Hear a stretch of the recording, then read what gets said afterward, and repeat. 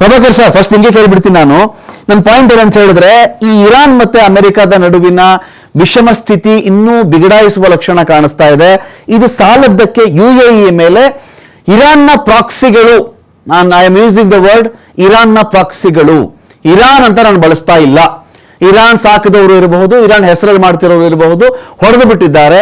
ಇದು ಗಂಭೀರವಾದಂತಹ ಸಮಸ್ಯೆಗೆ ಒಂದು ಕಡೆ ಎಡೆ ಮಾಡಿ ಕೊಡ್ತಾ ಇದೆ. ಇದರ ಮಧ್ಯದಲ್ಲಿ ಟ್ರಂಪ್ ತಲೆ ತೆಗೆದು ಬಿಡಿ ಅನ್ನೋ ಮಾತು ಇರಾನ್ ಕಡೆಯಿಂದ ಬರ್ತಿದೆ. 518 ಕೋಟಿ ಕೊಡ್ತಾರೆ ಟ್ರಂಪ್ ತಲೆ ತೆಗೆದ್ರೆ. ಸೊ ಎಲ್ಲಿ ಹೋಗಿ ನಿಲ್ತಿದೆ ಸರ್ ಪ್ರೆಸೆಂಟ್ಲಿ ನಮ್ಮ ಸಿಚುವೇಶನ್ ಅಂತ ಹೇಳಿ?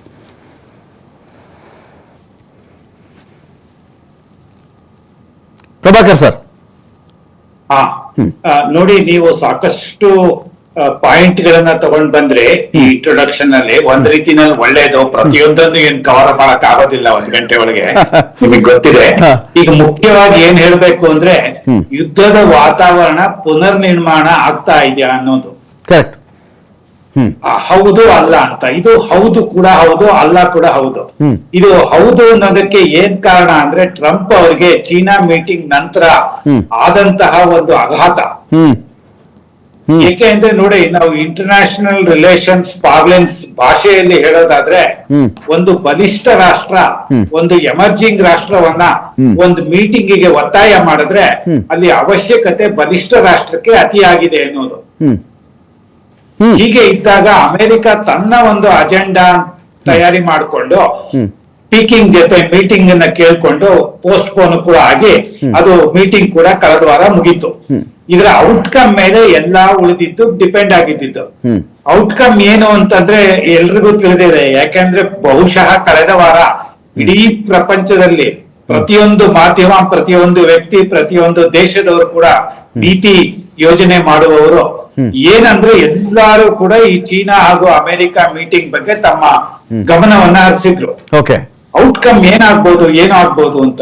ಏನು ಹೆಚ್ಚಾಗಿ ಆಗ್ಲೇ ಇಲ್ಲ. ಇದು ಒಂದು ಟ್ರೇಡ್ ಡೆಲಿಗೇಷನ್, ಎರಡನೇದು ಹೋರ್ಮುಜ್ ಸಂಧಿಯನ್ನ ಬಂಧ ಮುಕ್ತ ಮಾಡೋದು, ಮೂರನೇದು ತೈವಾನ್ ಸ್ಥಿತಿಯನ್ನ ಕುರಿತು ಚರ್ಚೆ ಮಾಡೋದು. ಇದು 3 ಮುಖ್ಯವಾಗಿ ಇಟ್ಕೊಂಡಂತ ಟ್ರಂಪ್ ಅವರ ಗುರಿ ಮೀಟಿಂಗಿಗೆ. ಇದ್ರಲ್ಲಿ ಏನಾಯ್ತು, ಹೋರ್ಮುಜ್ ಸಂಧಿಗೆ ಇಬ್ರು ಒಂದ್ ರೀತಿಯಲ್ಲಿ ಕಾನ್ಸೆನ್ಸಸ್ ರೀತಿಯಲ್ಲಿ ಒಂದು ಕರೆ ಕೊಟ್ರು. ಇದು ಬಂಧ ಮುಕ್ತ ಆಗ್ಬೇಕಾಗಿರೋದು ಅತ್ಯವಶ್ಯಕ, ಅತಿ ಬೇಗ ಆಗ್ಬೇಕಾಗಿದೆ ಅನ್ನೋದು. ಅದರಲ್ಲಿ 2 ಮಾತಿರ್ಲಿಲ್ಲ. ಮತ್ತೊಂದು ಟ್ರೇಡ್ ವಿಷಯ. ಟ್ರೇಡ್ ಅನ್ನ ಸ್ವಲ್ಪ ಹೇಳ್ಬೋದು ವಿವರವಾಗಿ. ಅದಕ್ಕೆ ಮುಂಚೆ ತೈವಾನ್ ಹೇಳ್ಬಿಡ್ತೀನಿ. ತೈವಾನ್ಗೆ ಏನು ಅಂತಂದ್ರೆ, ಚೀನಾದವರು ಒಂದೇ ರೀತಿನಲ್ಲಿ ವಾರ್ನಿಂಗ್ ರೀತಿ ಹೇಳ್ಬಿಟ್ರು ಅಮೆರಿಕಾಗೆ, ನೋಡಿ ನೀವು ಅಲ್ಲಿ ಏನಾದ್ರೂ ಕೈ ಆಡಿಸಿದ್ರೆ ಅಥವಾ ಅಲ್ಲಿ ಒಂದ್ ರೀತಿನಲ್ಲಿ ಮಿಸ್ಲೀಡಿಂಗ್ ಮಾಡಿದ್ರೆ, ಮಿಸ್ಗವರ್ನ್ ಮಾಡಿದ್ರೆ ಇದರ ಕಾನ್ಸಿಕ್ವೆನ್ಸಸ್ ಅತಿಯಾಗಿ ಕೆಟಾಸ್ಟ್ರಫಿಕ್ ಆಗಿರುತ್ತೆ, ಸ್ವಲ್ಪ ಹುಷಾರಾಗಿರ್ಬೇಕು. ಚೀನಾ ಅಲ್ಲಿ ನಾವು ಮಿಲಿಟರಿಯಿಂದ ಎಂಟ್ರಿ ಆಗೇ ಆಗ್ತೀವಿ ಅನ್ನೋ ರೀತಿ ಹೇಳಿದ್ರು. ಹಾಗಾಗಿ ಇದು ಅತಿಯಾದ ಭಯ ಕೂಡ ಹುಟ್ಟಿಸ್ತು. ಟ್ರಂಪ್ ಅವರು ಅರ್ಧ ದಾರಿ ತಮ್ಮ ದೇಶಕ್ಕೆ ವಾಪಸ್ ಹೋಗುವಾಗ ಹೇಳಿದ್ದು ಏನು ಅಂತಂದ್ರೆ, ಆ ವಿಷಯ ಪ್ರಸ್ತಾವನೆ ಮಾಡಿದಾಗ, ಇಲ್ಲ ನಮ್ಮ ದೇಶದಿಂದ 9,500 ಕಿಲೋಮೀಟರ್ ದೂರ ಇದೆ, ನಮ್ಗೆ ಅಲ್ಲಿ ಅಷ್ಟೊಂದು ಏನು ಇಂಟ್ರೆಸ್ಟ್ ಇಲ್ಲ, ನಾವು ಅಲ್ಲಿ ಮಿಲಿಟರಿಯನ್ನೇ ಕರೆಸಿ ಸಿಚುಯೇಷನ್ ಅನ್ನು ಸರಿ ಮಾಡೋದಕ್ಕೆ ಆಗೋದಿಲ್ಲ, ಹಾಗಾಗಿ ಸದ್ಯಕ್ಕೆ ನಾವು ಆ ವಿಷಯವನ್ನ ಎತ್ಕೊಳ್ಳೋದಿಲ್ಲ, ನಮ್ಗೆ ಪ್ರಿಯಾರಿಟಿನಲ್ಲಿ ಇಲ್ಲ ಅಂತ ಬಿಟ್ರು. ಮುಂದಿಂದು ಟ್ರೇಡ್ ವಿಷಯದಲ್ಲಿ ನೋಡಿ, ಬಹುಶಃ ಅಮೆರಿಕದ 40 ಅತಿ ಪ್ರಮುಖವಾದಂತಹ ಕಂಪನಿಗಳ ಸಿಇಒಸ್ ನ ಕರ್ಕೊಂಡು ಹೆಚ್ಚು ಜನ ಏರ್ ಫೋರ್ಸ್ 1 ನಲ್ಲೇ ಪ್ರೆಸಿಡೆನ್ಶಿಯಲ್ ಫ್ಲೈಟ್ ನಲ್ಲೇ ಕೂತ್ಕೊಂಡು ಹೋಗಿರೋದು ಒಂದು ವಿಶೇಷ. ಎರಡನೇದು, ಏನೋ ದೊಡ್ಡದನ್ನ ಸಾಧನೆ ಮಾಡ್ತೀವಿ ನಾವು ಟ್ರೇಡ್ ವಿಷಯದಲ್ಲಿ ನೆಗೋಸಿಯೇಷನ್ ಔಟ್ಕಮ್ ನಲ್ಲಿ ಅಂತ ಅನ್ಕೊಂಡಿದ್ರು, ಅದಾಗ್ಲಿಲ್ಲ. ಆದ್ರೆ ಆದದ್ದು ಏನು ಮಾತ್ರ ಅಂತ ಅಂದ್ರೆ, ಒಂದು ಸೋಯಾಬೀನ್ ಅನ್ನ ಕೊಂಡ್ಕೊಳ್ತೀವಿ ಅಂತ ಚೈನಾದ ಹತ್ರ ಒಂದ್ ಮಾತು ತಗೊಂಡ್ರು. ಅವರು ಎಷ್ಟು ತಗೊಳ್ತೀವಿ, ಎಷ್ಟು ಸಮಯದ ಒಳಗಡೆ ತಗೊಳ್ತೀವಿ, ಯಾವ ಬೆಲೆಗೆ ತಕೊಳ್ತೀವಿ ಅಂತ ಒಂದು ಅಗ್ರಿಮೆಂಟ್ ಆಗ್ಲಿಲ್ಲ ಅಂತ ತಕೊಳ್ತಾರೆ. ಎರಡನೇದು, ಬೋಯಿಂಗ್ ವಿಮಾನ 200 ಏರ್ಕ್ರಾಫ್ಟ್ ನ ಚೈನಾ ಅವರು ತಗೊಳ್ಳೋದಕ್ಕೆ ನಿಶ್ಚಯ ಮಾಡಿದ್ದಾರೆ ಅಂತ ಹೇಳಿದ್ರು.